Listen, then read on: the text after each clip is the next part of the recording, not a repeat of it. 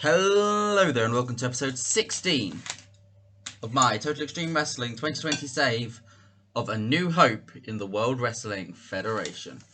In this episode we've got another episode of Primetime Wrestling as we're coming to the end of 1990.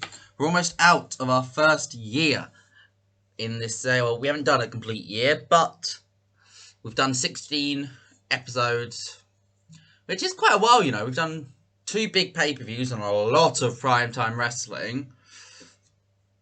And I'm excited to get into 1991. If you're excited too, make sure to hit that thumbs up button and subscribe for daily Total Extreme Wrestling content.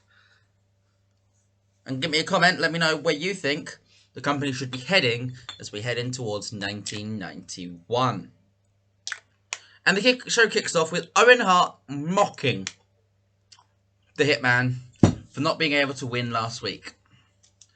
Owen was supposed to be interfering, but he had other booking commitments, unfortunately. But a big segment here. Owen mocks Brett for his performance last week, and Brett just isn't getting physical with Owen, and Brett isn't going to get physical with Owen for a long time. This is going to be a very long story. It gets a 51 rating. Our first match of the night sees Hulk Hogan defeat Hercules Hernandez in 1934 with the Big Boot. This is, of course, building to the tag title match of Power and Glory of Hercules Hernandez and Paul Roma against Hogan and against the Dream Team of Hogan and Dusty Rhodes. This is our first match in that build. That I don't know. I think that's on the New Year's special. So we've got 2 more episodes of Primetime Wrestling, and that will be a main event match on that show. Yes, 77 rating though. Bobby Heenan comes out with the Heenan family, Mr. Perfect, and the WWF Championship with Mr. Perfect, announcing that the entire Heenan family, obviously minus Perfect, and Heenan himself, will be entering the Royal Rumble.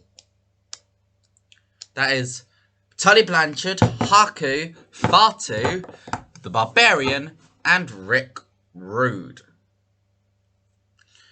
What a faction the Heenan's got now, by the way. It's just insane. It's a 61 rating, though.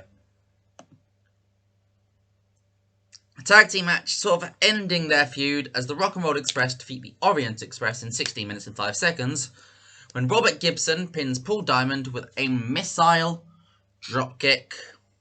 Gibson picks up the win. The Rock and Roll Express are victorious in this feud. They're probably going to be heading towards a tag title challenge, at least, if not a win at some point in the next few years. Savage, in our main event segment, however, though, sees Randy Savage cutting a promo when suddenly, sweet chin music. Shawn Michaels has attacked Randy Savage. I'm trying to push Michaels hard. And a match against Savage, either on that New Year's show, or we push it back to the Royal Rumble, is going to do him wonders. But he's going into a program with Randy Savage to end this episode of Primetime Wrestling.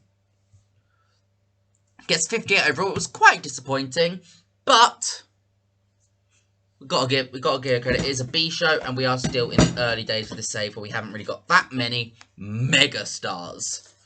And as a B show, we don't want to be using all of our mega stars every single week. Like, there was no Warrior on this show. There was no Dusty.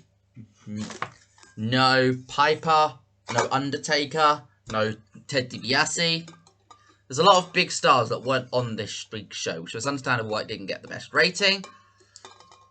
It's tough booking this era, because it is a very different style of wrestling to book. But I've been Ben Chapman.